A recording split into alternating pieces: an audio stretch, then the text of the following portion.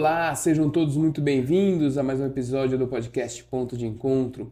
Eu sou André Luiz Oliveira. Você sabe que aqui a cada episódio tem um bate-papo com muita informação, muito conhecimento, muito enriquecedor, um bate-papo que muitas vezes é de utilidade pública e hoje não vai ser diferente. Esse bate-papo aqui vai trazer um conhecimento para você que talvez você ainda não saiba, ou se você sabe muito pouco de algo que eu tenho certeza que mais cedo ou mais tarde vai dominar o mundo. Será mesmo? Então fica aqui até o final que você vai pelo menos ter uma breve noção do que é que eu vou falar junto com o meu convidado. Mas antes de tudo, vou pedir para vocês que está chegando aqui pela primeira vez, se inscreva aqui no nosso canal. É um prazer enorme recebê-lo, ainda mais se for pela primeira vez. Poxa, seja muito bem-vindo. Se inscreva no canal, ative o sininho para toda vez que tiver um vídeo novo, você ser notificado, você receber uma notificação daqui do YouTube, para que você possa acompanhar não só esse podcast, não só esse episódio, mas os outros episódios que nós já gravamos e os outros que nós iremos gravar, que é sempre um prazer estar trazendo conteúdo, informação para você. Além daqui do YouTube, nosso podcast, nosso ponto de encontro, está lá na Croma Mais TV, www.tvcroma.com.br, lá na programação da TV Croma. Acessem, é uma TV, é uma web TV, que ela está em diversas EPTVs, está em diversos estados e também está lá na Angola. Então, você que está nos assistindo de Angola, seja muito bem-vindo. Angola Cable, você que está pela Angola Cable, seja muito bem-vindo. Nosso podcast também está nas plataformas de podcast, Spotify, Deezer, entre outras. E os cortes depois vão lá para as minhas redes sociais, @André Luiz Oliveira Oficial. E o nosso bate-papo hoje vai ser sobre um assunto muito interessante. Nós vamos falar de tecnologia. Imagine um mundo onde os contratos são analisados em minutos, petições são redigidas automaticamente e decisões jurídicas podem ser previstas com precisão antes mesmo de chegar ao tribunal. Parece cena de ficção científica, igual esse nosso cenário de hoje. Pois saiba que essa realidade está cada vez mais presente na advocacia, no sistema judiciário e no seu dia a dia. A inteligência artificial não é apenas uma tendência passageira, mas uma força disruptiva que já está moldando o futuro do direito. Desde a automação de processos repetitivos até a criação de assistentes jurídicos 24/7, essa revolução tecnológica está redefinindo o que significa ser advogado, o que significa ser juiz, magistrado e o que significa ser pessoa e até mesmo clientes de serviços jurídicos. Mas com todo esse potencial surgem desafios, como equilibrar ética e eficiência, quem é responsável por uma decisão automatizada equivocada e como os operadores do direito podem se preparar para não apenas acompanhar, mas liderar essa transformação. No episódio de hoje, vamos mergulhar a fundo nesse universo, explorando as oportunidades e riscos que a IA traz para a prática jurídica. Fique conosco e descubra como essa revolução pode impactar o seu futuro.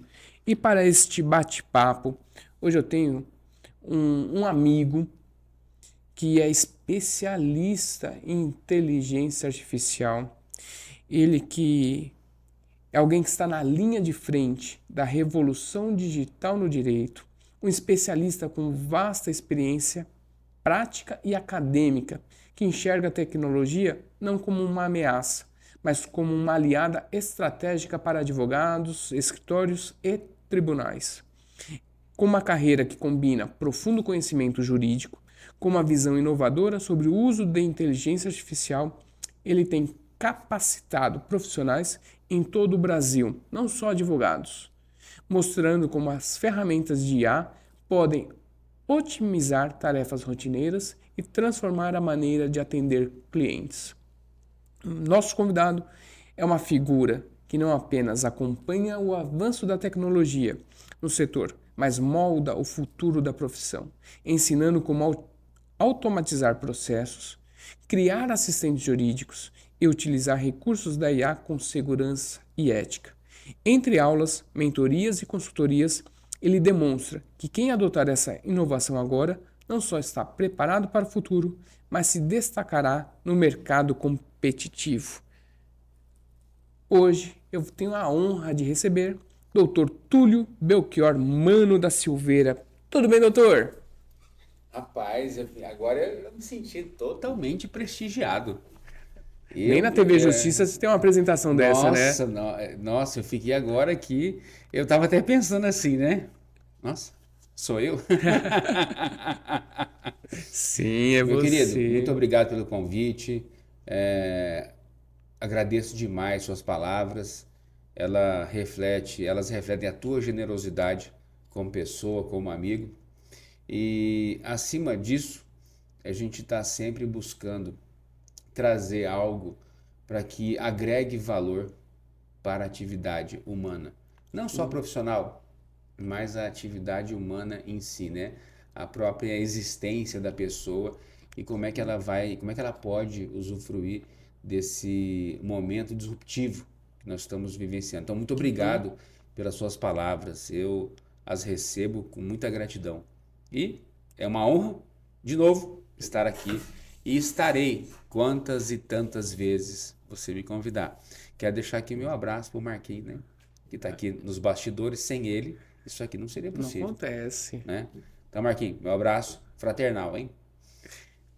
E, Túlio, você é um cara extraordinário que toda vez que eu te ouço falar sobre inteligência artificial, claro, você não fala só de inteligência, você é um expert em licitações também. Mas já há algum tempo você vem se dedicando a essas questões de tecnologias. Para quem está nos assistindo, fala um pouquinho, como é que começou o advogado Túlio a se interessar pela tecnologia? Isso foi antes de ser advogado, depois? Ou se misturou tudo?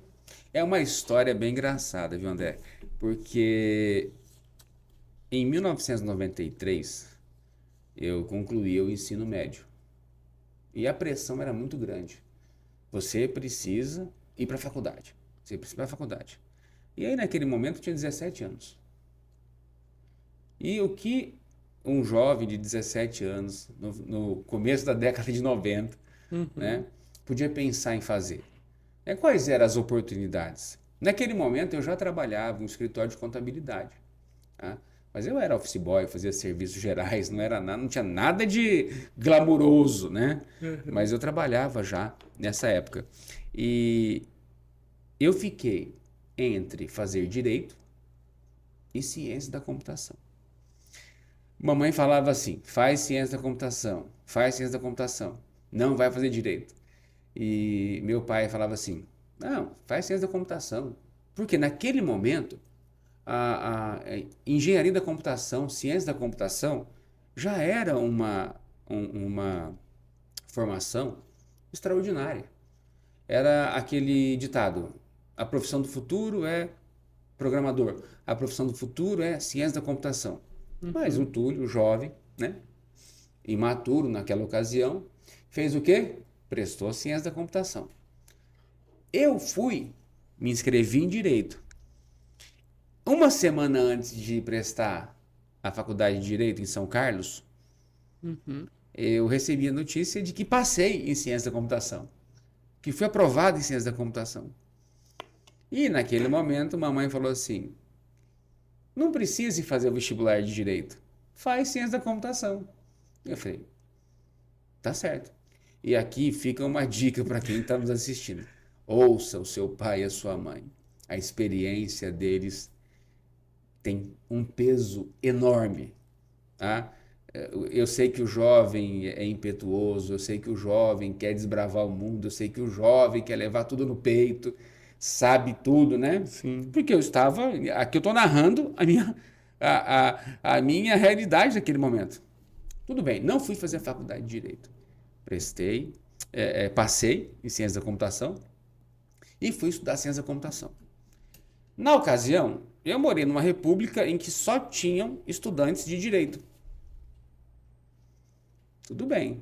Eu lá estudando Administração 1, Física 1, Matemática 1, Estatística 1, primeiro semestre. E nada de lidar com programação. Eu era doido para chegar à aula de lógica de programação para a gente entender o funcionamento dos processadores, né, do software, do hardware. Passou o primeiro semestre. E eu confesso que eu fiquei meio frustrado no primeiro semestre.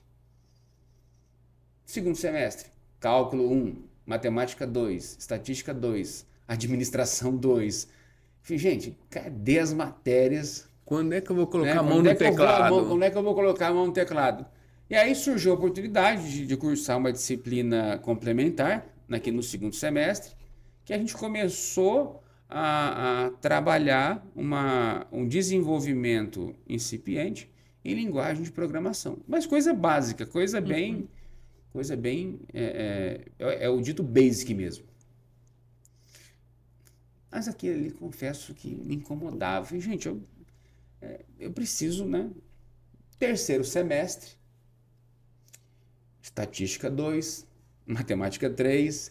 Aí foi quando começamos a estudar lógica de programação. Só que, de um certo modo, eu percebi o seguinte: como eu morava numa república que só tinha estudante de direito, eu acho que eu fui um pouco influenciado por isso. E comecei a ler os livros que a turma estava lendo. O caso dos exploradores de caverna, Vigiar e Punir, toda aquela introdução ao estudo de direito, filosofia 1. Eu comecei ali bisbilhotar os colegas e perguntar, né, sobre o curso de direito. E naquele momento parece que virou uma chavezinha. Eu falei assim, não, eu não sei se ciência da computação é a minha praia. Quero fazer direito. Pensa na confusão que deu. Imagina. Eu cheguei em casa e falei, meu pai, eu não vou fazer mais ciência da computação. No terceiro, Eu quero fazer terceiro direito. por 4 semestres. Eu quero fazer direito. Não, filho. Faz ciência da computação de dia e direito à noite. Não precisa largar. O pai paga. Meu pai sempre esteve à disposição, gratidão total a ele. Ele nunca me faltou nada. Aliás, eu sempre tive tudo que precisei, sabe? Faz, minha mãe. Não larga não. Termina a ciência da computação, depois você começa direito. Mas eu volto a dizer, como o jovem é dono de si, da verdade, e naquele ímpeto eu falei, não volto mais para fazer ciência da computação, e acabou. E não tinha quem fizesse eu voltar a fazer ciência da computação. Mas quando você é predestinado, eu acredito em propósito, não adianta você correr, uma hora ela te encontra de novo. Sim. Então isso fica um recado aqui, não adianta correr. Se você está, essa é uma visão cristã que tem, se você está predestinado, se você tem um propósito nessa vida, não adianta você querer correr. E eu entendi um tempo depois, por quê? Porque aí eu passei em Direito, cursei Direito em Rio Preto, depois fui transferido para Araçatuba e concluí o curso de Direito lá. Prestei a prova da OAB, passei e fui advogar. E fui advogar na área de licitações. Na área de licitações, eu comecei a entender o seguinte, que eu precisava trazer uma inteligência de negócio para o meu negócio. E como é que eu traria uma inteligência de negócio para o meu negócio? Através do quê? Da tecnologia. Então, o que aconteceu com o Túlio? Foi resgatado. Pronto, você disse tudo. Foi resgatado e redirecionado a voltar a estudar tecnologia. Nesse meio tempo, advogando, dando aula sobre licitações, a gente criou um projeto para poder já lá... Mas, ó, estou falando de 2008, 2009, tá? Uhum. Eu criei um projeto para que a gente pudesse automatizar a criação de peças jurídicas de licitações. Automatizar impugnação de edital, automatizar pedido de esclarecimento, automatizar recurso contra razões e também levar isso para o judicial. Isso 2008, 2008, 2009, né? enquanto 2008, inteligência artificial 23, mas que ganhou aquele boom. Exato, você vai vendo. Por quê? Porque quando a gente fala em aprendizado de máquina, a gente não pode só entender e pensar que isso é uma coisa de 2022, 2023. A gente precisa compreender todo o cenário. Nós estamos falando de um estudo da ciência da computação que vem já desde os idos de 1950. Sim. Então, por óbvio que a gente precisa estabelecer uma régua temporal para entender que em 2008 a gente não tinha a capacidade computacional que se tem hoje. A gente não tinha as condições algorítmicas ou do próprio da própria possibilidade desse aprendizado de máquina, porque aprendizado de máquina já existia, mas não como nós a conhecemos a partir de 2020. Em 2008, eu comecei a escrever esse projeto e colocar em beta. Mas a gente usava formulário do Word, a gente usava um sisteminha de redação de conteúdo, era muito incipiente. Autocorreção do Word. Autocorreção do Word. Naquela época a gente tinha muita dificuldade porque até o próprio gravador de texto não estava tão disponível, gravador de voz para texto.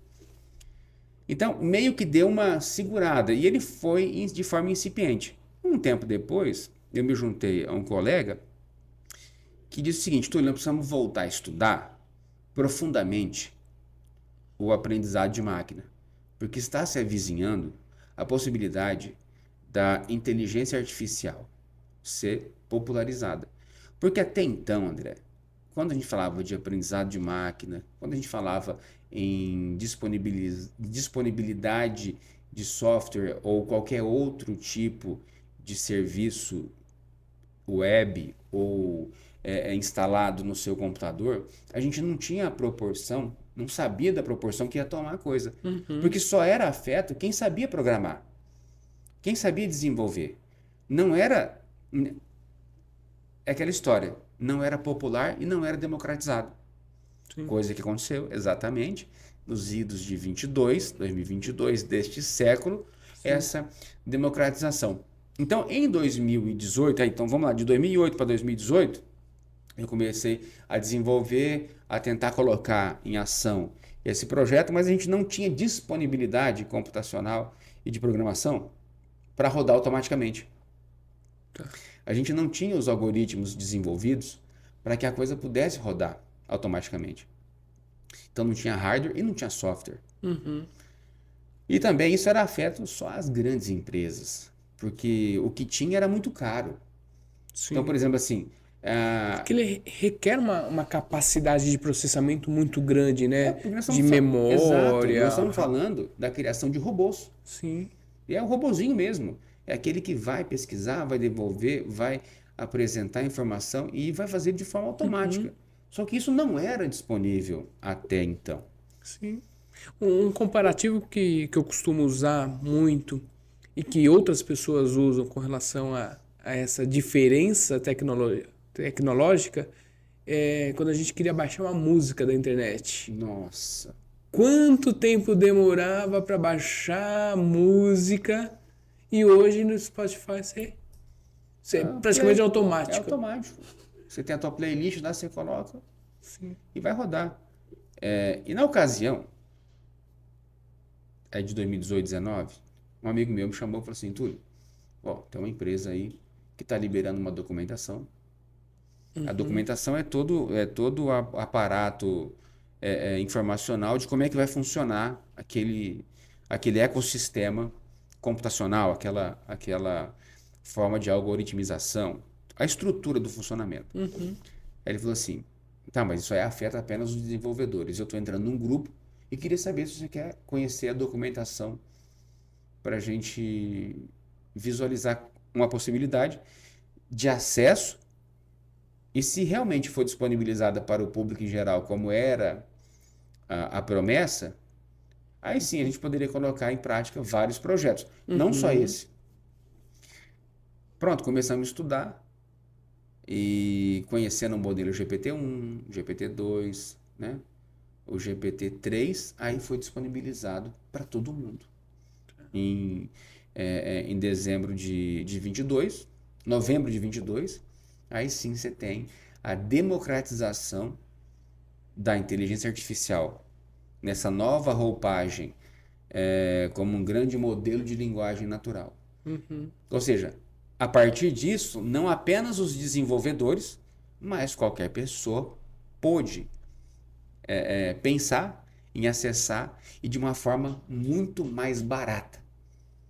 Porque antes, você pensa o seguinte, só tinha capacidade desse tipo de processamento pouquíssimas empresas e órgão público.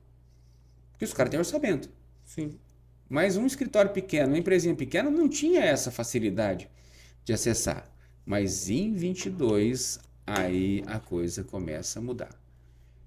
Então, se a gente pensa em marcos temporais, eu ouso dizer, tudo bem que depois os haters aí vão me encher o saco, mas eu ouso dizer o seguinte, que depois da descoberta do fogo, a democratização da inteligência artificial para qualquer pessoa é um momento disruptivo da humanidade. Sim. É lógico que você encontra aí na internet vários comentários de pessoas dizendo: não, mas isso aí não é inteligência artificial, de inteligente isso não tem nada. É porque são pessoas que querem manter o seu micropoder e não compartilhar informação. Se tem uma coisa que eu faço com alegria, é compartilhar informação. Eu recebo vários ataques na internet, mensagem do pessoal falando assim, não, você não pode ficar falando isso, você não pode disponibilizar essa informação, as pessoas não podem saber disso. Quem disse? Quem é o redator da verdade que eu não Uhum. posso compartilhar e ensinar um advogado, por exemplo, a produzir mais, melhor e ainda ganhar dinheiro com isso? Sim. Quem disse que eu não posso ajudar um empresário a criar um chatbot de atendimento para que ele possa se ocupar de outras atividades estratégicas para o teu âmbito empresarial? Então tem muita gente que quando fica naquele micropoder acha que detém informação e que não pode passar a informação. Só que eu não vejo isso dessa maneira e particularmente resgatando a informação, né? Por que, que o Túlio voltou? Por que, que o Túlio foi resgatado? Tá. Né? Foi justamente porque eu senti que era um momento de retomar e de forma muito a trazer uma inflexão na minha vida profissional, na minha vida pessoal, eu entendi que realmente mamãe tinha razão, papai tinha razão, mas é aquela história, eu nem me arrependo, porque eu sou o que sou hoje pelas decisões que eu tomei. Né? Em 2015 eu concluí o mestrado em Direito Internacional, e eu passei a perspectiva de analisar o Tratado Plurilateral de Compras Públicas da OMC e adesão do Brasil. E recentemente resolvi fazer doutorado. Fiz a prova na FADISP, fui aprovado. Já estou no segundo ano, faltam 2 anos já para eu concluir minha tese. Bacana. E essa interação acadêmica me deu muita oportunidade de visualizar as possibilidades que a inteligência artificial hoje está atuando no campo jurídico. Sim. Porque, veja, estou fazendo doutorado em Direito, Uhum. só que a hipótese central do meu problema é o seguinte, não se trata de quando, mas de como seremos julgados por robôs. E a coisa mais interessante que a gente percebe é como o mundo está avançando em termos de tecnologia aplicado à ciência jurídica. Tecnologia aplicada ao direito. Sim. Tecnologia aplicada ao sistema de justiça. Assim, algumas ponderações, né, Túlio? Primeiro, na Então, verdade, a foi tecnologia. por isso que eu cheguei aqui. Né? A tecnologia nunca te abandonou, na Não, verdade. nunca me abandonou. Sempre teve ali Flerte. aquele flerte, né? Mesmo você deixando de estudar a ciência da computação, estava ali no direito, mas sempre ali flertando com a tecnologia, com a ciência da computação, porque só quem está muito próximo do noticiário, desse mundo, é que teve acesso a essa informação do GPT-1, do GPT-2. Pessoas que não estavam tão familiarizadas com tecnologia. Eu mesmo era um que, para mim, né, o GPT saiu lá em dezembro. Não acompanhei esse pré. Isso é muito bacana. Quando a gente. É aquela questão da oportunidade, né?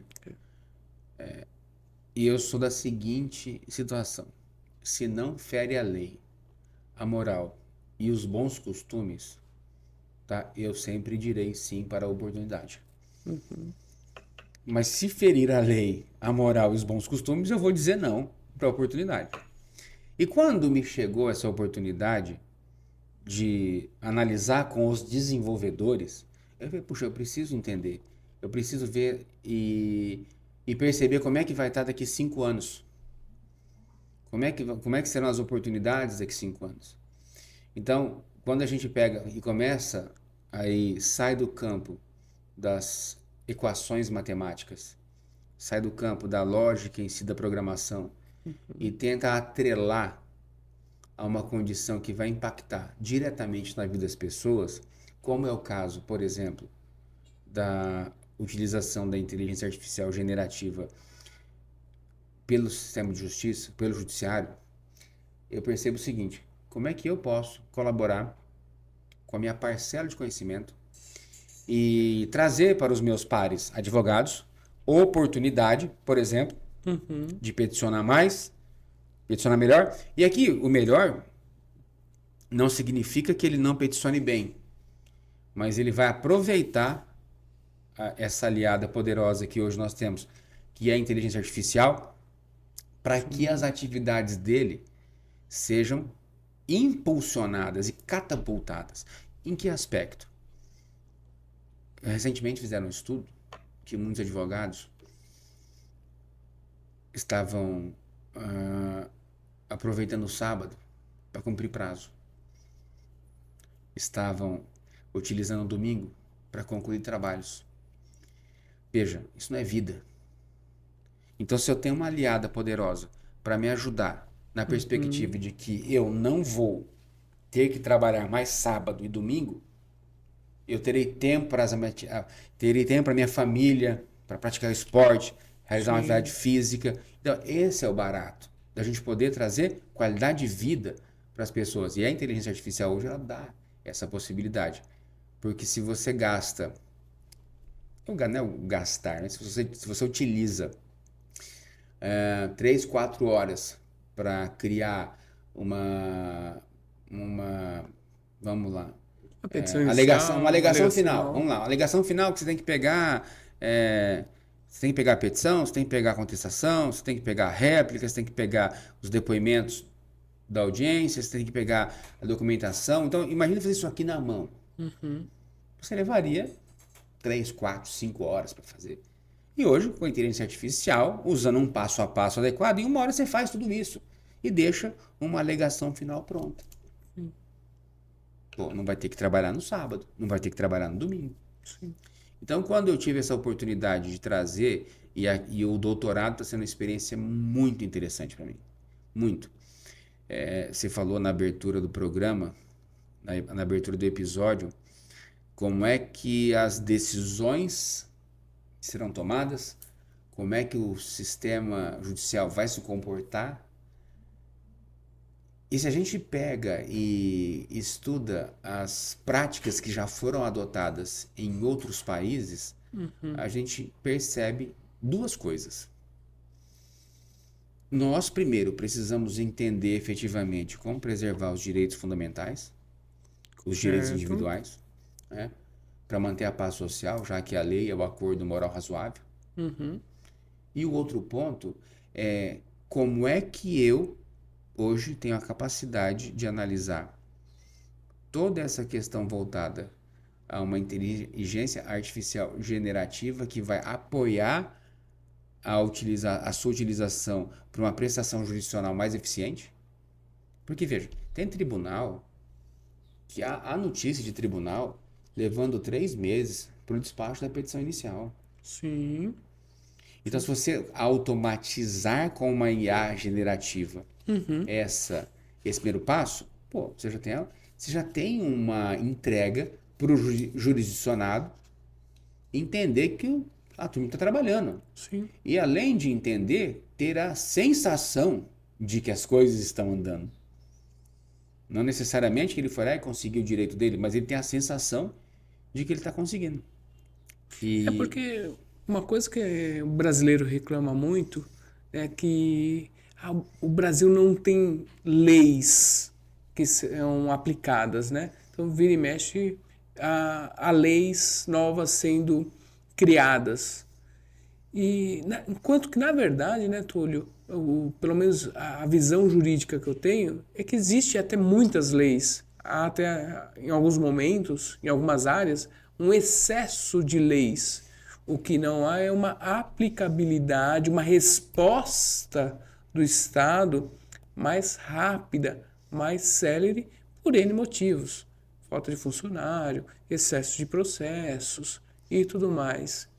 E vem muito de encontro a isso que você está falando, porque a partir do momento que você consegue automatizar algumas etapas, você consegue dar à sociedade, ao cidadão, uma resposta mais rápida.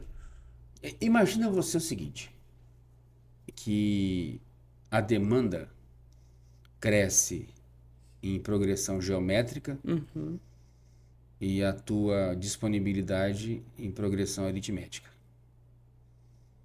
Elas nunca vão se encontrar. Não.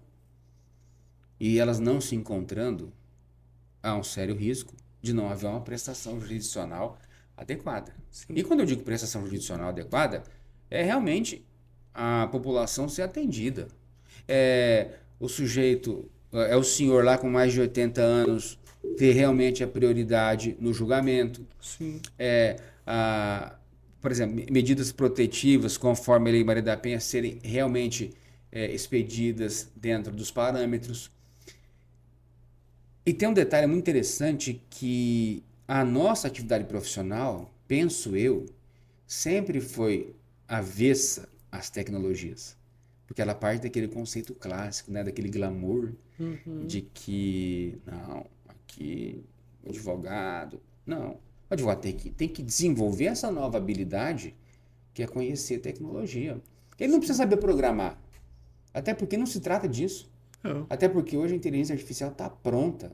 Por exemplo, nós desenvolvemos um projeto, a DVTech Pro.ai, que, contrário ao ChatGPT, que você precisa começar a fazer pergunta, a nossa não. Ela já faz a pergunta para você e basta você informar o que você precisa para ela gerar o documento. Então, veja, não se trata em saber programar. Hoje é saber fazer pergunta. Só que com a nossa, por exemplo, nem pergunta você precisa fazer. É só responder as perguntas que ela vai te fazer. Então, como é que hoje eu, Túlio, atuo? Hoje minha operação é 100% digital. Uso inteligência artificial onde posso. Onde não posso, eu estou encontrando um mecanismo para poder utilizar. Porque eu vejo, André, que existem 2 grupos de advogados. Os que vão aproveitar e os que vão ficar de fora. Sim. Então, me relacionando com a turma do doutorado, com os doutores, com os PhDs, com os pós-doutores, ali são mentes brilhantes. Eu participo de um projeto, eu participo de um núcleo de estudos que se chama IDEA, Instituto de Direito e Inteligência Artificial. Só mente brilhante. É só gente fora da curva. Assim, aquela máxima de que se eu for a pessoa mais inteligente na mesa, eu estou no lugar errado, se aplica a esse grupo, porque eu estou no grupo certo. Só tem mente brilhante. No doutorado, só gente brilhante, só professor brilhante. E o que me faz resgatar o meu ânimo diário para poder aplicar na advocacia e colaborar com o sistema de justiça? Semana passada a gente estava lendo um artigo interessante sobre um projeto chamado Compass, no estado de Wisconsin, nos Estados Unidos. Aquele tipo de projeto reflete justamente o que nós não podemos fazer no Brasil. Porque lá ele adotava um algoritmo para fazer uma análise de probabilidade de reincidência do indivíduo. Ou seja, não, você vai ficar preso porque você tem... há uma probabilidade de você ser reincidente. Veja. Você cometer um novo crime. Há a probabilidade de você cometer um novo crime. Ou seja, é o Minority Report da vida real. Isso nós não podemos admitir aqui. Não. Mas se você fala, nós temos leis. Tem um monte de lei, André. Sim. Agora, realmente, a legislação precisa ser aplicada. E é interessante, Túlio, você falar essa questão desse grupo, do doutorado, porque assim, o direito ele é muito romantizado, né? Muitas vezes eu vejo os colegas, principalmente aqueles colegas mais antigos, né, dizendo que ele é um artista, equivalente a um escritor, a confecção da peça, né? Poeta. Um poeta das leis e tudo mais. Então, por conta disso, ele acaba se tornando um avesso à tecnologia, porque ele vai deixar de ser aquele poeta na visão dele. Na visão dele. Né? Na visão dele. Na medida dele, né? E assim, é até um certo preconceito que nós temos, porque o doutorado são pessoas com uma certa idade, mais velhos, que nos levaria a crer que são pessoas que têm essa ideia mais romântica do direito. E pelo que você está dizendo, não. Não. É um pessoal que é favorável à tecnologia. Então, por exemplo, nesse grupo, nesse Instituto IDEA, Instituto de Direito e Inteligência Artificial, ali, só pessoas de visão. É aquela história, visão além do alcance. Por exemplo, meus professores no doutorado, mentes brilhantes e avançadíssimas. Quando você começa a conversar com uma pessoa assim, você fala, meu Deus, eu preciso estudar muito. Meu Deus, onde estão os livros que eu não li ainda? Por quê? Porque você se É um tema que enche você já conhece desde lá atrás. desde lá atrás. E é aquela história. E eu não sou da época da máquina de escrever para peticionar, tá? Quero deixar bem claro aqui. Eu já peguei o computador. Sim. Tudo bem que eu precisava carregar o computador com um disco de 5 1/4, um disquetão do DOS, aquela tela de fósforo verde, né? Sim. Tudo bem que eu comecei ali. E o Word não tinha mouse, era tab, né? Era uma coisa bem precária. Mas comecei ali. Só que imagina o seguinte. Máquina de escrever... Mas volta um pouco, né? Lançamento das petições à mão, em letra cursiva, em letra artística, né? Sim. Aí depois você passa para a máquina de escrever. A máquina de escrever com uma folha de carbono, porque você não tinha tanta disponibilidade da reprografia. Não vou falar a marca, porque não está patrocinando o podcast, né? Sim. Então era cópia reprográfica. Você não tinha tanta disponibilidade de cópias reprográficas. Então você usava o carbono. Para depois passar a usar o computador, as impressoras matriciais, depois as já de tinta, depois a laser. E hoje, para que papel? Né? Então tudo digitalizado. Sim. Tudo automatizado, digitalizado, tudo muito acessível a você. Aí você fica pensando o seguinte: existem pessoas hoje que condenam o uso da inteligência artificial porque dizem elas que, em tese, ela ocupará o espaço de um profissional. Eu não estou dizendo que algumas profissões irão migrar para outros estágios.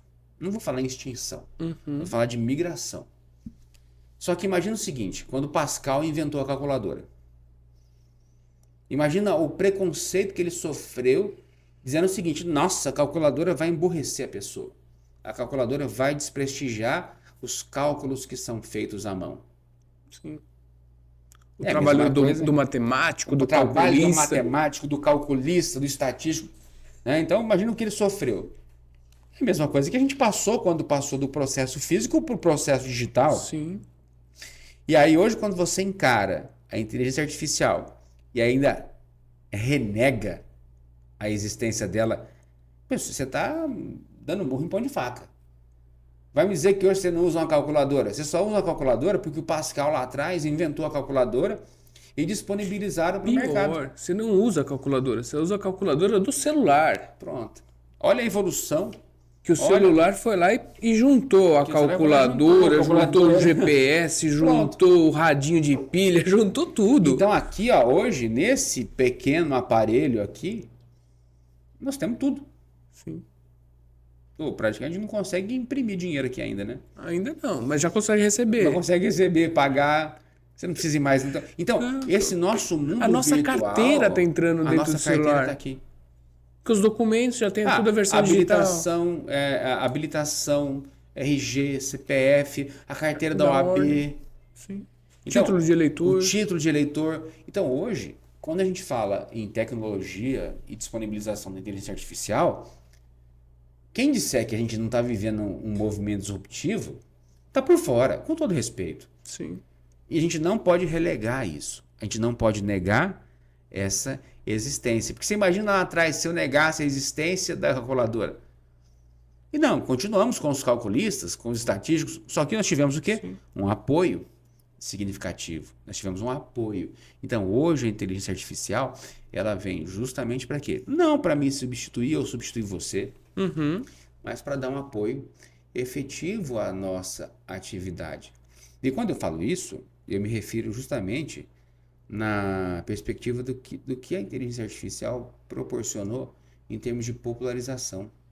Hoje qualquer pessoa chega aqui, quer ver? Chega aqui,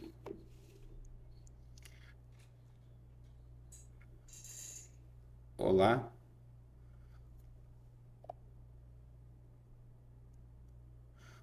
boa tarde, eu estou aqui no podcast Ponto de Encontro com o meu amigo André. Dê uma saudação especial para ele. Oi, André, tudo bem? Que prazer estar aqui com você no Ponto de Encontro.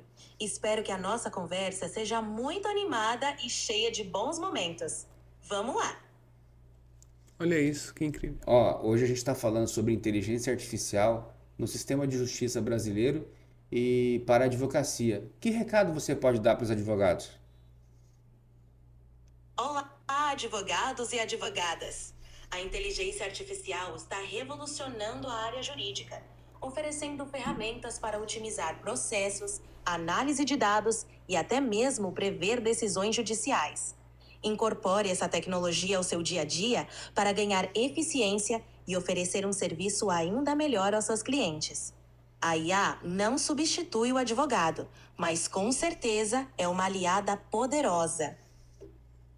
Então manda um abraço para a audiência do André.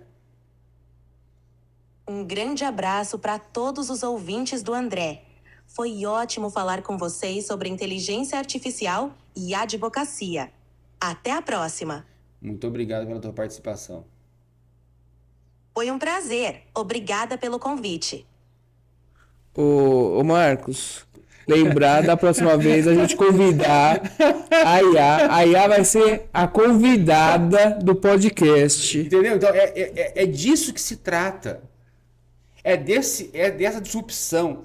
Quando eu digo isso, sem brincadeira, eu me empolgo. Sim. Porque, eu acho sensacional. Por exemplo, a gente está aqui, está conversando, e tem algumas campanhas minhas rodando. Né? Campanha de marketing. Sim. Então, se lá no escritório a gente atende full service, né? Licitação é o carro-chefe, mas se alguém agora mandar uma mensagem para mim, no meu WhatsApp, vai ser atendido por uma inteligência artificial. Mas não é bot, não é URA, é IA generativa, que vai perguntar sobre licitação, ela vai responder. Ela não vai dar conselho jurídico. Sim. Mas ela vai tirar pequenas dúvidas. E a jornada do cliente é o quê? Para que ele marque uma agenda comigo. Sim. E ela o faz. Ela leva o cliente para essa jornada para marcar um atendimento comigo. Então, eu estou aqui, o pessoal pode estar mandando mensagem, tem gente controlando no escritório, óbvio, Lógico. mas aquele primeiro atendimento está sendo feito por inteligência artificial. E o advogado que não está aproveitando isso hoje, André, eu sinto muito, vai ficar de fora. Sim. E é coisa básica. Ou seja, o advogado que não entendeu isso ainda, eu sinto muito. Por quê? Porque tem uma enxurrada de informações. Tem uma enxurrada de disponibilidade de várias inteligências artificiais. Agora, o que ele precisa entender é o seguinte: como é que eu vou aplicar isso na minha advocacia? Muitos advogados me perguntam: como é que você aplica isso, Túlio? Pois eu aplico em toda a área. Isso que eu ia perguntar para você. Principalmente esse ano de 2024, acho que foi o grande boom da inteligência artificial, com várias ferramentas lançando e tudo mais. E você já vem acompanhando isso há um bom tempo. Quais as principais transformações que você tem visto de inteligência artificial para o segmento jurídico? Veja, o processo de transformação com o uso da IA generativa, ele é praticamente diário. Tá? Só que se a gente puder, então, setar em 4 grandes áreas, e aí vou chamar de área, eu vou trazer para a advocacia, tá? Vou te contar o meu dia a dia. Como é que eu faço o mapeamento de onde é que eu posso usar a inteligência artificial? Como eu posso, por exemplo, substituir um comportamento humano por um comportamento de IA? Primeiro ponto, tarefas repetitivas. Aquilo que uma pessoa faz de forma repetida, faz 1, 2, 3, 4, o atendimento é uma delas. Sim. Responder e-mail, criar peça. Ou seja, tarefas que são repetitivas, eu posso, no primeiro momento, já começar a migração do indivíduo pensante para uma inteligência artificial. Aí talvez você possa estar pensando, pô, e o que eu faço com essa pessoa humana? Eu trago ela para outra atividade dentro do meu escritório. Eu verifico o talento dela para ela gerir os atendimentos e não só realizá-los. Porque agora quem vai realizar é a inteligência artificial. Ela vai gerir. Ou seja, preservo o indivíduo, preservo a pessoa. Aqui não se trata de baratear despesa, de eliminar despesa, não. Se trata de você agir estrategicamente para entender o que pode ser feito. Então, como se fosse aquele trem que tem a funcionalidade dele automática, sozinha, mas tem um maquinista ali de olho. É a supervisão. A montadora de veículo, toda automatizada, mas tem o funcionário ali controlando os botões. Exato. A ideia é essa, controlando os botões. E então, dentro do escritório, então, quais são as áreas que hoje eu uso? Atendimento, captação de cliente, marketing jurídico, operação, no administrativo e no financeiro. Legal. Ou seja, de ponta a ponta hoje, eu uso inteligência artificial. Nessa perspectiva da gente utilizar todo esse aparato, todo esse artefato disponível, o que eu percebi? Que eu consigo melhorar a minha operação, mitigar eventuais erros e até evitá-los e ampliar a minha operação. Porque veja, e aí uma situação particular que ocorreu no escritório, não vou falar, por óbvio, o santo, mas eu posso contar o milagre, né? Editado esse, né? Conto o milagre, mas não conto o santo. Um cliente se divorciando. Então, foi lá, contratou o escritório para fazer o divórcio dele, né? Como não tinha filho, nem incapaz, fizemos o divórcio no cartório. Né? Fizemos o divórcio extrajudicial. E o mais interessante é o seguinte, assim, como é que eu posso aproveitar e oferecer para esse cliente um novo serviço? Porque no processo de vendas a gente tem o LTV, né? Sim. Que é o Lifetime Lifetime Value, Value. né? Então é o seguinte, ele já me pagou pelo divórcio, Que é a coisa mais difícil que o advogado tem de enxergar isso. enxergar isso. Olha a oportunidade que o advogado está tendo. Eu cheguei para a inteligência artificial e falei para ela o seguinte, essa aqui, ó. Cheguei para ela e falei o seguinte, tem um cliente que se divorciou. Nessa mesma área, teria algum outro serviço que eu poderia oferecer para ele? Ao que ela me respondeu, sim, existem várias possibilidades. Você pode oferecer o serviço A, B, C, D, mas não me falou, não me falou naquela área específica do divórcio. Eu falei assim, não, mas eu queria aproveitar o momento e oferecer ele uma oportunidade sob o aspecto de que nós somos um escritório de advocacia especializado em família, divórcio, guarda, temos esse serviço lá, temos a especialização disso. E eu também gostaria de oferecer mais alguma coisa para ele nesse sentido. Ela falou assim, olha, existe a possibilidade... A resposta foi assim, eu falei assim, me faça 5 perguntas sobre um possível serviço que eu gostaria de oferecer. Eu provoquei ela a me perguntar. Sim. Porque o grande barato não é eu simplesmente chegar e perguntar. A gente precisa dialogar, por isso que se chama um modelo de linguagem natural. Não é na programação, é no diálogo, é no campo semântico, gramatical, fonético. Ela me fez as perguntas, né? Olha, aqui são 5 tópicos que você precisa responder para um possível... Olha, eu gostaria de fornecer um serviço na área do direito de família. Ele se divorciou recentemente. Ele tem 50 anos de idade. É uma pessoa atlética. É uma pessoa alegre. É um empresário. Aí ela me respondeu assim, você já chegou a pensar que ele poderia desejar se casar novamente? Eu falei assim, oxe, peraí. É uma possibilidade. Em várias culturas, o segundo casamento não é permitido, não sei o que, no campo religioso. Sim. Eu falei, já entendi.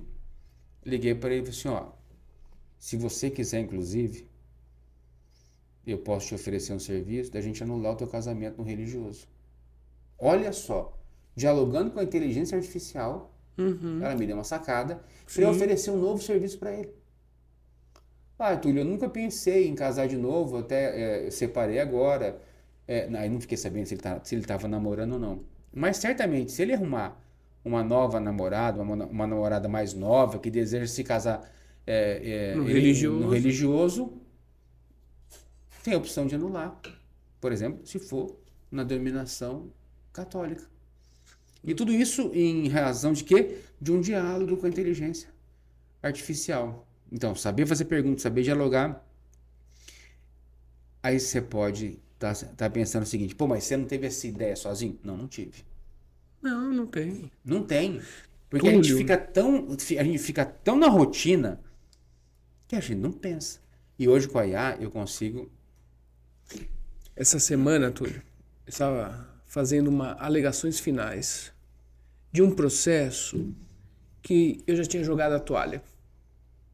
Já pelo andar da carruagem não ia dar bom esse processo. Mas resolvi usar a IA para me ajudar a fazer alegações finais.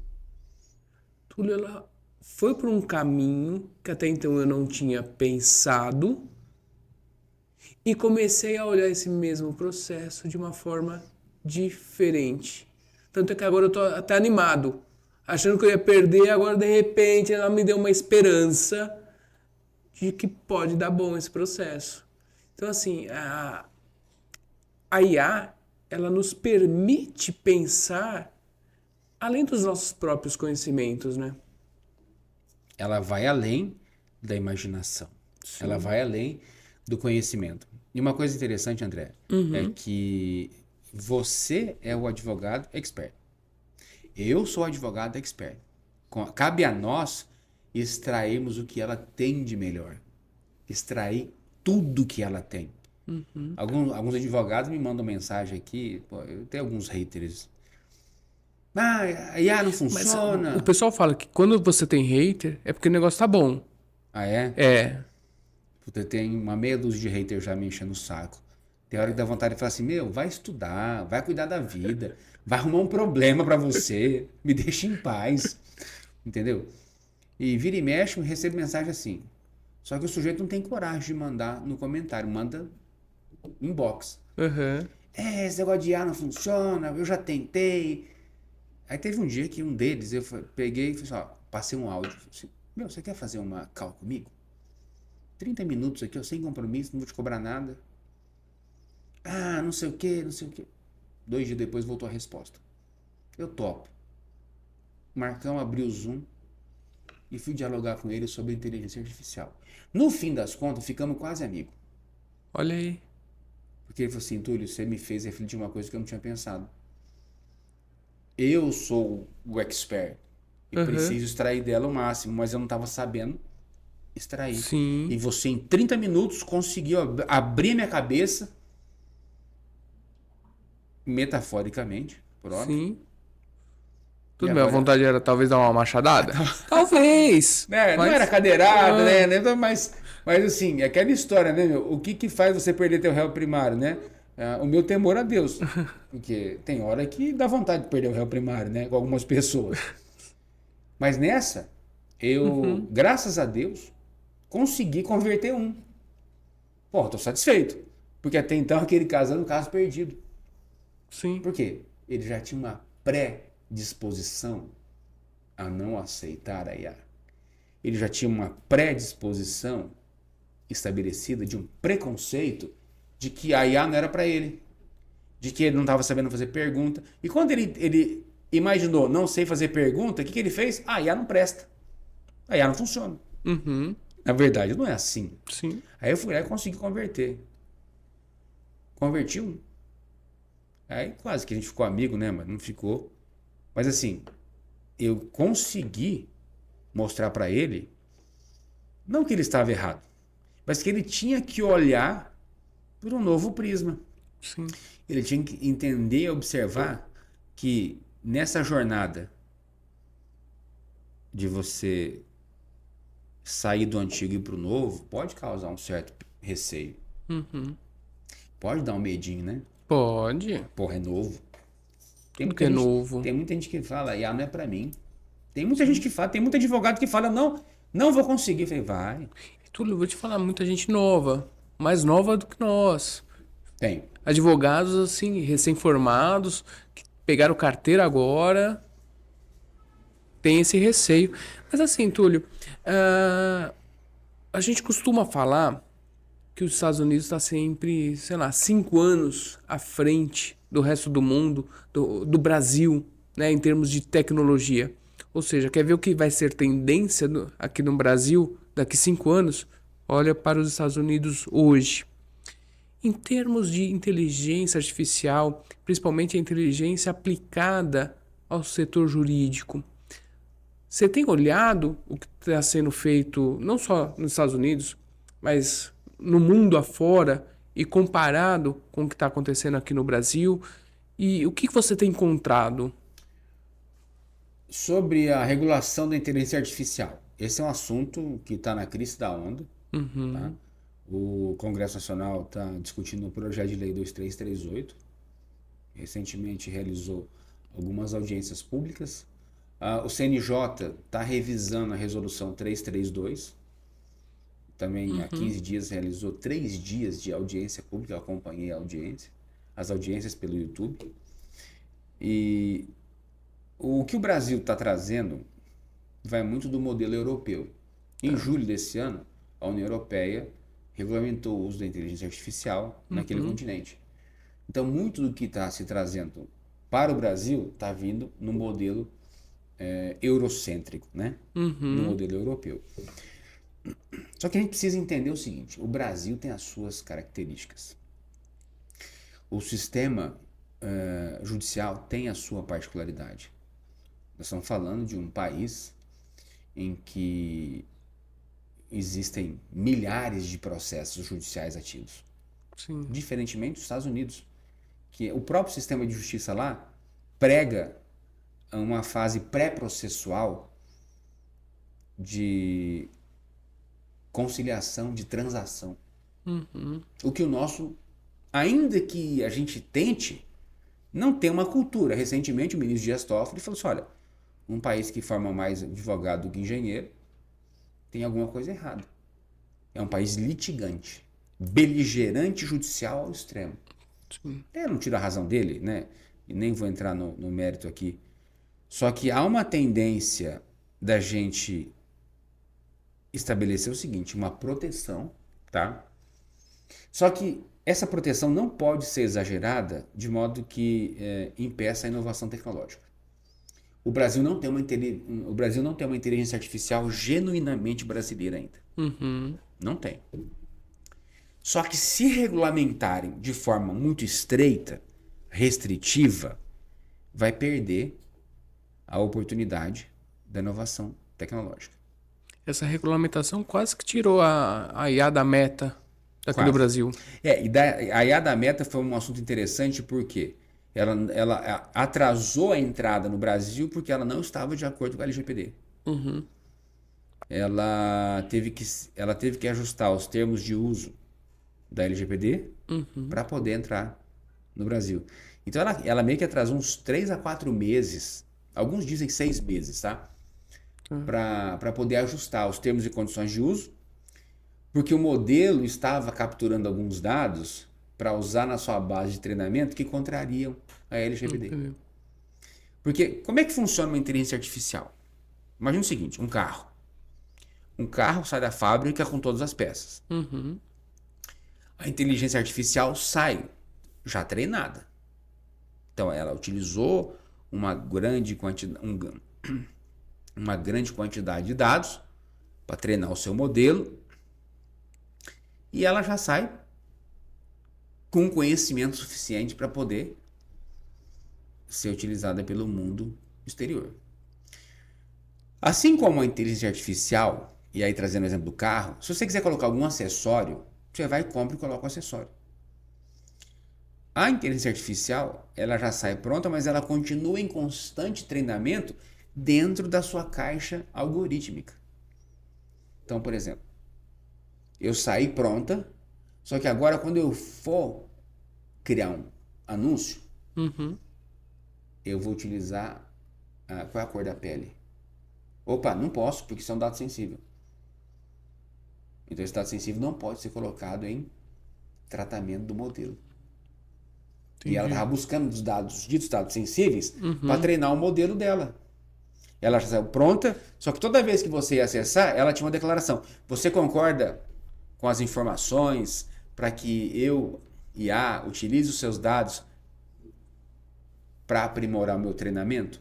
Então foi por isso que a Meta teve esse atraso para ingressar no Brasil. E todas as vezes, por exemplo, que a gente acessa um site, lá embaixo você tem lá, né? Você concorda com a política de cookies. Aceitar ou rejeitar. Ali pronto, você já teve seus dados capturados. Os algoritmos dos sistemas de busca, as inteligências artificiais já acopladas, já estão ali sendo treinadas com o quê? Com os seus gostos, costumes. Aquilo que você está procurando naquele momento. Aquilo que você está procurando naquele momento. Eu não sei se a nossa audiência aqui vai concordar comigo, mas várias vezes eu pensei em um determinado produto e aí até então tudo bem, porque ela não adivinha ainda. Aí eu falei com a Elaine, minha esposa, falei, amor, eu tô querendo comprar, não vou falar a marca, tá? Vou falar, mas se eu falar a marca, o pessoal vai saber. E eles não estão patrocinando o podcast, né? Então, não vamos dar audiência para quem não está patrocinando. De repente fica o convite, né? Fica o convite, né? Então, eu ia comprar uma Air Fryer. Certo. Porque a nossa tem 12 anos de idade já. Já tá velhinha, tá quase morrendo. Mas eu falei Air Fryer. Não deu 2 minutos, começou a aparecer na minha timeline do Instagram vários modelos de air fryer. Sim. Agora, o que é isso? É bruxaria? Não, é tecnologia. Sim. Ou seja, a gente em todo momento está ladeado de quê? De pessoas imagináveis que estão aqui dentro trabalhando o acesso a nossas informações. O grande irmão. O grande irmão, Big Brother. Sim. Então a gente precisa, é assim. E aí quando você pergunta tendência lá fora, a última notícia que nós temos é o avanço, né, na criação do supercomputador. Recentemente a Nvidia disponibilizou uma nota onde ela ligou o primeiro grande supercomputador, mas de mais a mais o que a gente está esperando é realmente saber se o supercomputador quântico vai ser possível, se vai ser possível, quando vai ser possível e quando ele vai ser acessível à população de maneira geral. Porque, segundo informações, esse supercomputador quântico atrelado ao hardware, atrelado ao software de inteligência artificial, diz que aí vai. Aí, assim, se você me perguntar o que esperar nos próximos 5 anos, eu não sei o que esperar daqui 3 meses, porque a capacidade tecnológica, computacional e de oportunidade está cada vez mais rápida, está cada vez mais ágil e sem a gente. É particularmente eu, tá? Então, quando a gente fala gente, é muita gente, né? Mas eu, particularmente, o que esperar daqui 5 anos? Não, gente, vamos ver daqui 2, 3 meses, porque a coisa está acontecendo muito rápida. Sim.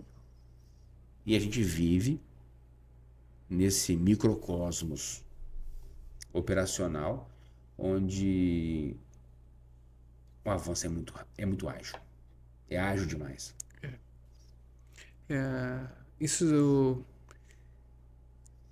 você vê assim, de dezembro de 22, quando a IA se popularizou, digamos assim, para hoje, outubro de 24, as alterações, as melhorias, os avanços que ela já é capaz de fazer é algo muito extraordinário, né?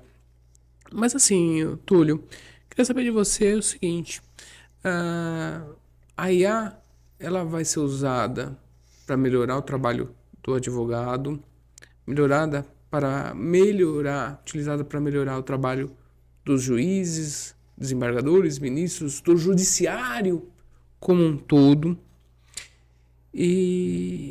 Mas como é possível utilizar a IA sem comprometer a análise humana e sem comprometer principalmente a ética?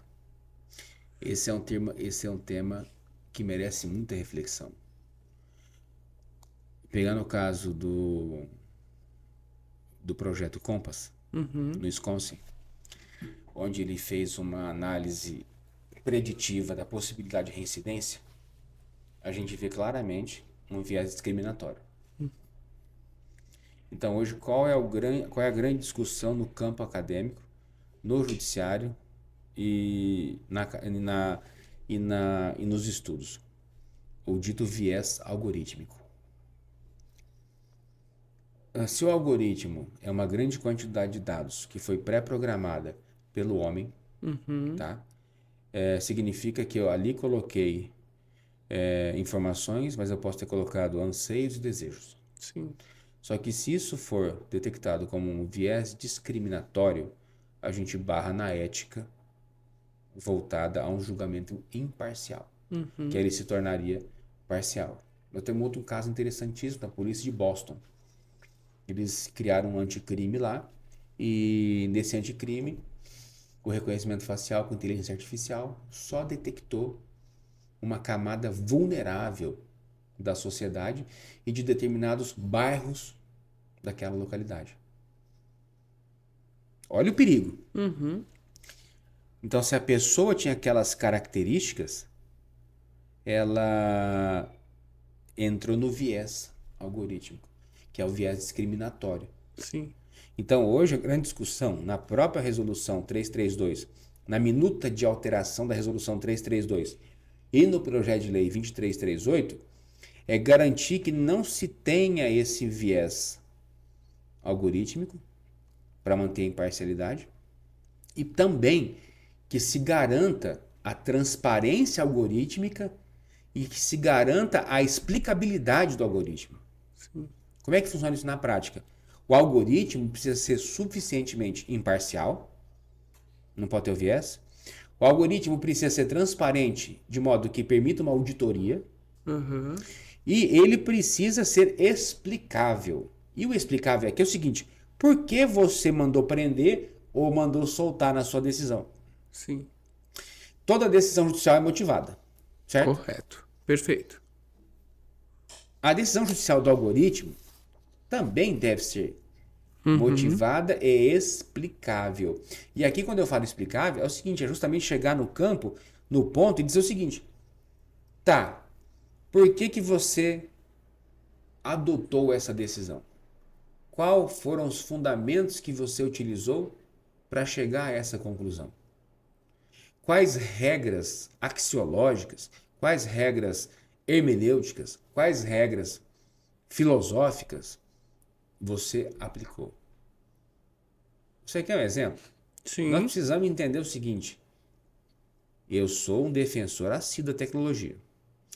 Só que os passos, quando nós entendemos, o passo a passo, quando você está tratando de direito indisponível, de um direito social, mas acima de tudo de um direito à liberdade, tem que tomar muito cuidado com a forma como isso vai ser programado.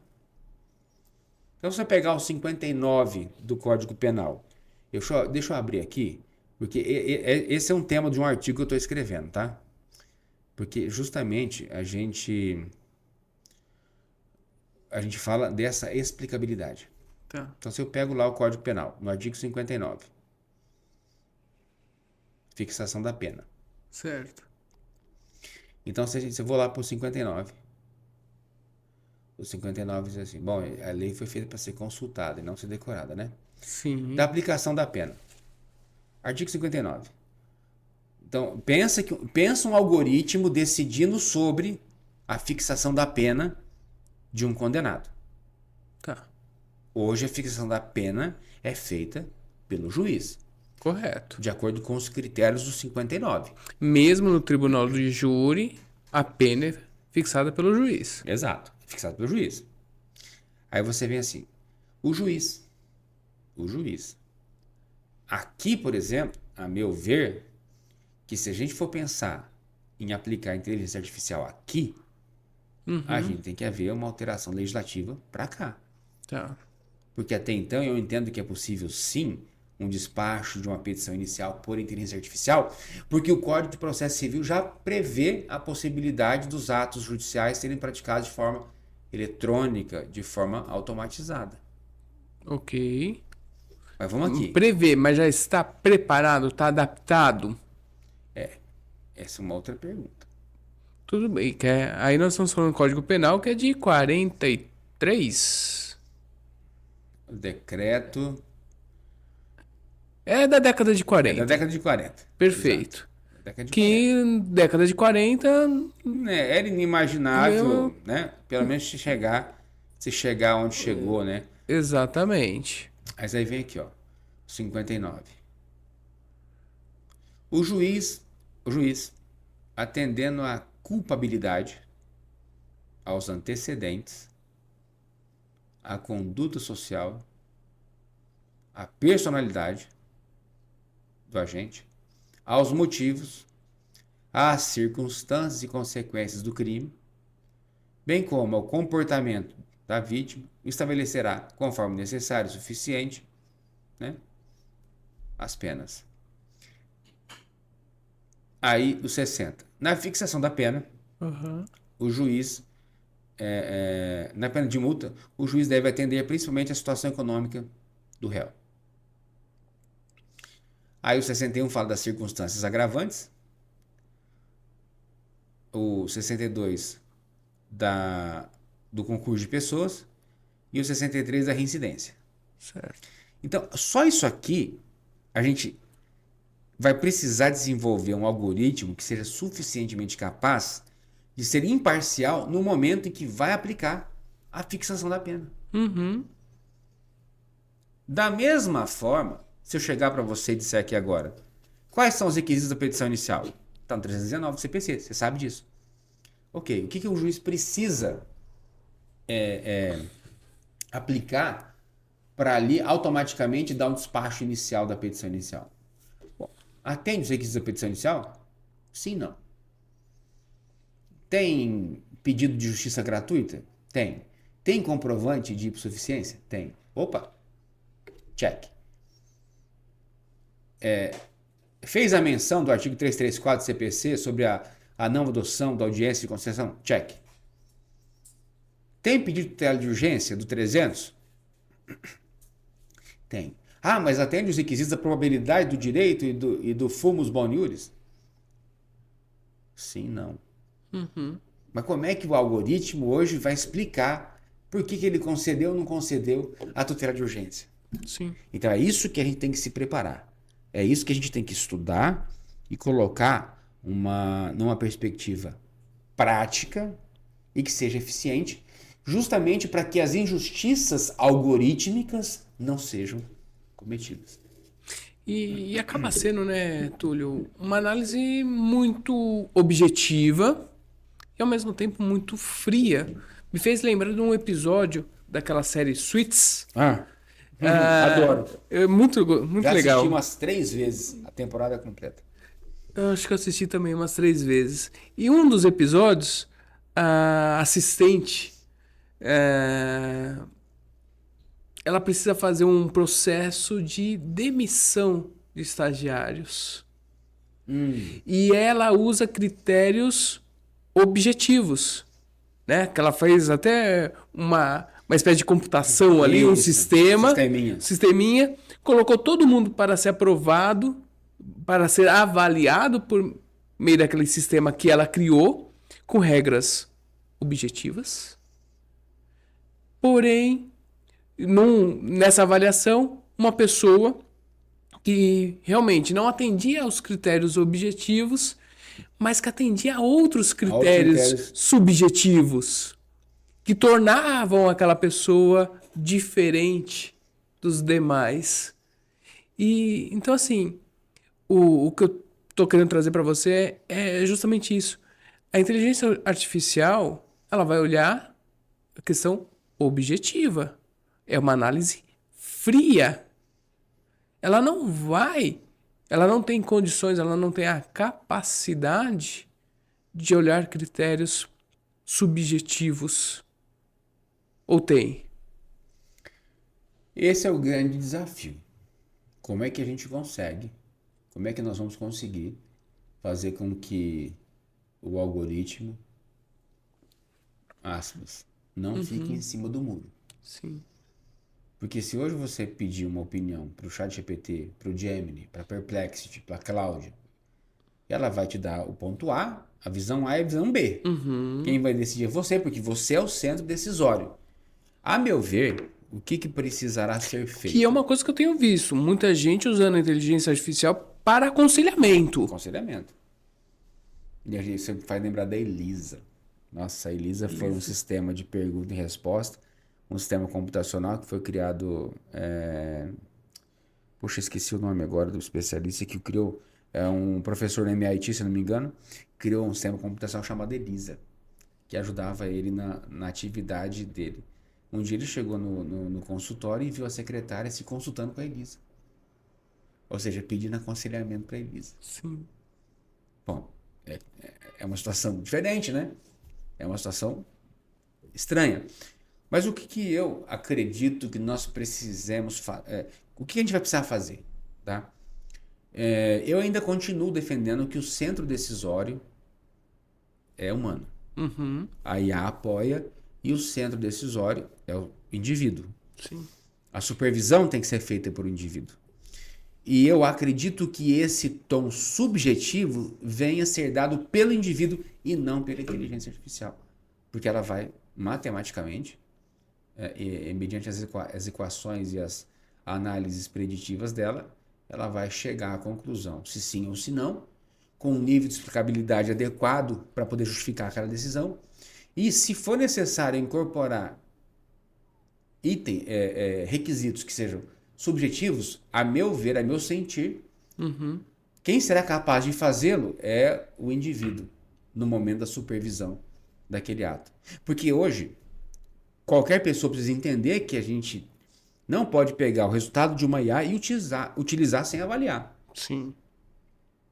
Há um grande erro daquelas pessoas que entendem que eu posso simplesmente chegar aqui, utilizar a inteligência artificial e sequer olhar o resultado dela.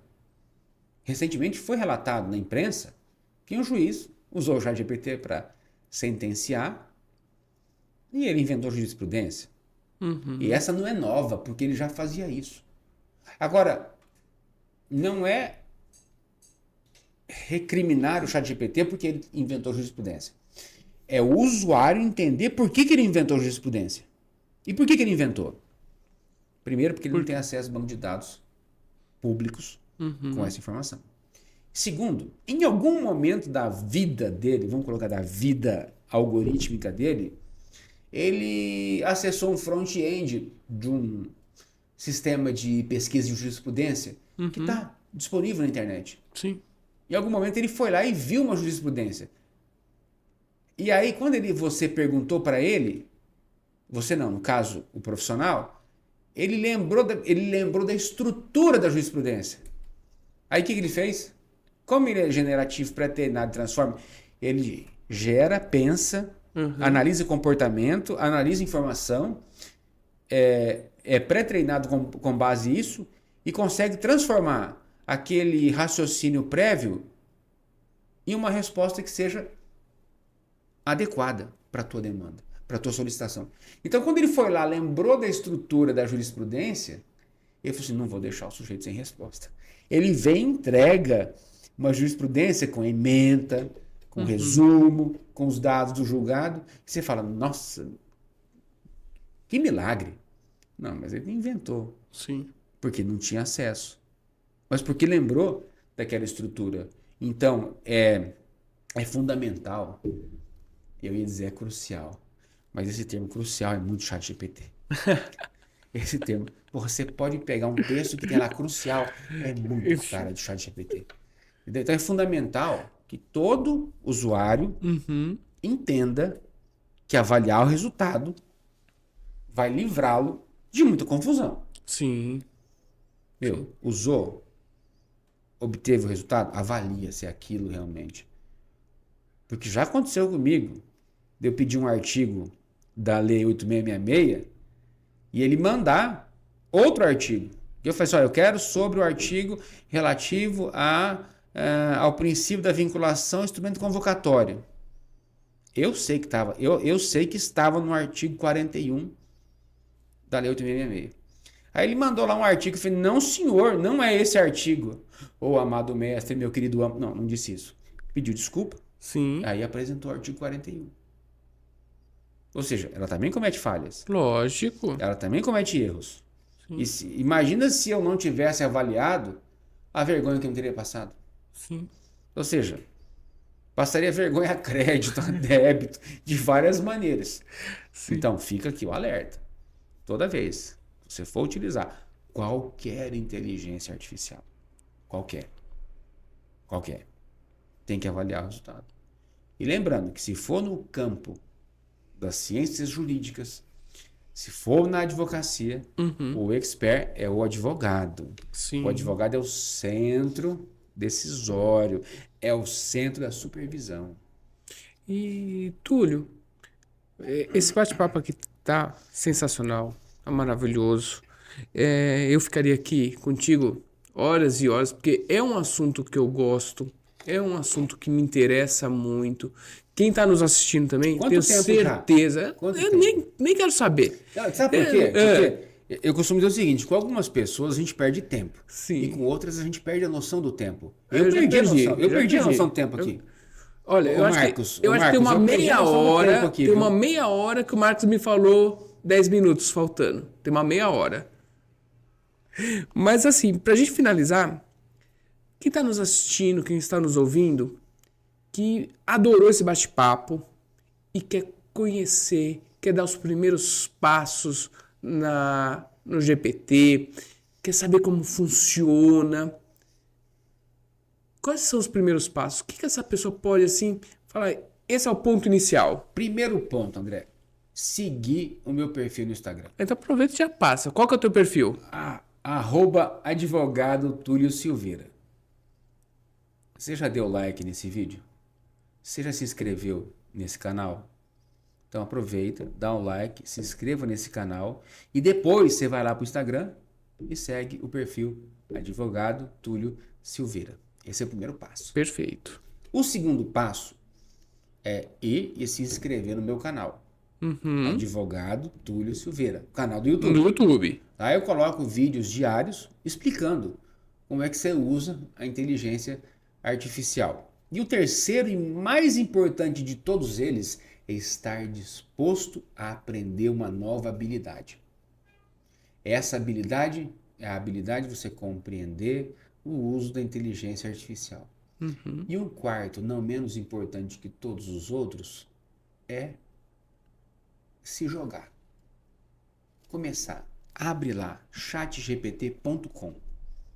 É o mais famoso, é o mais popular. Não precisa pagar nada, você tem acesso ao ChatGPT gratuitamente. Inclusive, se você quiser nem se cadastrar hoje, você pode usar sem se cadastrar. É claro que tem algumas limitações. Sim. Mas se você não quiser assinar o ChatGPT, lembrando, eu não ganho nada da OpenAI para fazer propaganda do ChatGPT, tá? Não ganho nada. Inclusive, se a OpenAI quiser uma parceria, estou à disposição. Sim. E, Túlio, Nesse passo, vai lá, conversa com a IA, bate um papo, se abre. Coloca a tua angústia como advogado, como advogada. Ali, quando eu uso o termo se joga, abra o coração para uma nova experiência. Sim. E assim, os advogados que estão começando agora, conhecer um pouco de tecnologia, queria que você falasse um pouco mais, Túlio, da sua empresa de tecnologia, também falasse um pouco mais das consultorias, das mentorias, como é que funciona? Hoje, então, nós desenvolvemos, né? Hoje a gente tem três segmentos. Tá. Eu tenho o segmento da advocacia, com o escritório full service, 100% digital. Nós temos uma empresa de educação e nós temos uma startup de tecnologia. Na startup de tecnologia, nós desenvolvemos a DVTech Pro.ai, que é a inteligência artificial exclusiva para advogados, advogadas e escritórios de advocacia. Inclusive, quem quiser conhecer, nós temos o blog ADVTech, que é blog.advtech, o tech de tecnologia com CH, blog.advtechpro.ai, blog.advtechpro.ai. Quem quiser conhecer a nossa plataforma é ADVTech, tech de tecnologia, CH, advtechpro.ai. Já tem acesso ali para conhecer a nossa plataforma. Essa tecnologia, essa inteligência artificial, nós concebemos justamente para que o advogado, a advogada, utilizasse os benefícios da inteligência artificial sem ter que mexer com o ChatGPT. Sem ter que mexer com qualquer outra inteligência artificial. Porque ela mesma já tem várias camadas de inteligência artificial para facilitar a vida do advogado. Sim. Na nossa empresa de educação, nós temos ali cursos e mentorias voltados à qualificação profissional do advogado, da advogada, do bacharel em direito, do estudante de direito, do empresário que queira compreender esse novo universo da inteligência artificial.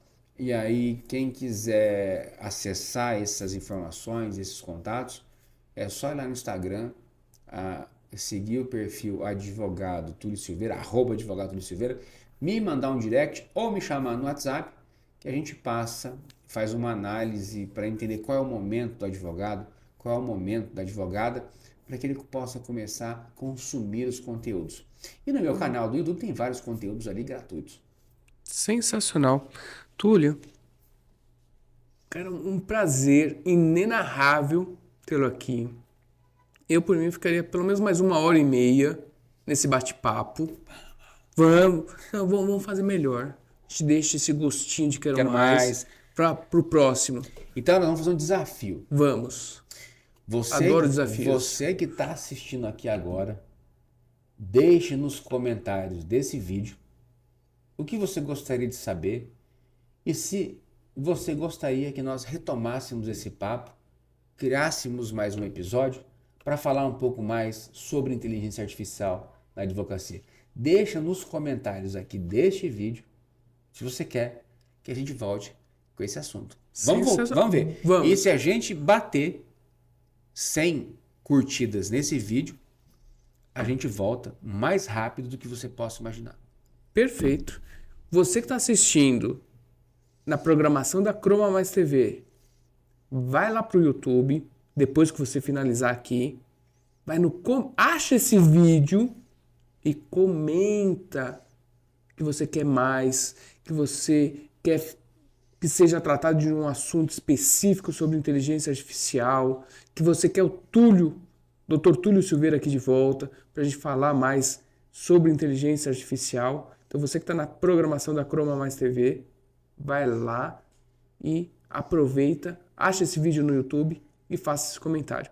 Dr. Túlio, sem palavras, agradeço demais e eu tenho certeza que o pessoal vai comentar e vai querer você aqui de volta. André, qualquer palavra de agradecimento aqui que eu pronunciasse nesse momento seria pouco diante da gratidão que eu tenho em tê-lo como amigo, como colega de advocacia e principalmente por ter me encontrado contigo nessa jornada. Muito obrigado aí pela oportunidade e estou à tua disposição. E de verdade, cara, você é um grande cara. Gosto muito de você. Obrigado pela oportunidade. Você sabe que é recíproco, né? Esse carinho. Eu tava com saudade de você, meu amigo. Porque, eu também tava. Né, as circunstâncias assim faz a gente perder um pouquinho ali o oi, mas você continua morando no meu coração, sempre. Igualmente, você não paga aluguel. Bora lá. André, obrigado. Marcos, obrigado pelo apoio, viu? Você não tá vendo o Marcos, mas o Marcos ele tá aqui. Ele faz acontecer. Sem ele, nada disso seria possível. Sim. E ele tá chorando com essa rasgação de seda nossa. Tá emocionado. Ele é um cara emocionado. Ele é emotivo, imagina. E você que tá nos assistindo, também tá emocionado? O que vocês acharam desse bate-papo sobre inteligência artificial? Olha, eu tenho certeza que se você olhar agora na sua lista de contatos do WhatsApp, vai encontrar 10 pessoas que estão precisando saber mais sobre inteligência artificial. Eu tenho certeza disso. Então vai lá, clica no botão compartilhar, pega as 10 primeiras pessoas, encaminha o link desse vídeo para que elas possam ter este conhecimento sobre inteligência artificial, ter acesso a esse bate-papo, até porque você vai nos ajudar para que o YouTube entenda que esse vídeo é relevante e vai disparar automaticamente esse vídeo para outras pessoas, para conhecerem sobre inteligência artificial, para conhecerem o podcast Ponto de Encontro. Então, para você que está chegando agora, seja muito bem-vindo, se inscreva no nosso canal, curta, comentem, até para que o Dr. Túlio volte aqui no próximo episódio. E também tire suas dúvidas, deixe suas dúvidas. Caso eu vou responder todas as dúvidas, e caso aquela dúvida que eu não consiga responder, eu encaminho para o Dr. Túlio, que ele vai responder com um grande prazer. Não deixa de seguir o nosso canal aqui, as minhas redes sociais, as redes sociais do Dr. Túlio, e espero vocês até o próximo episódio.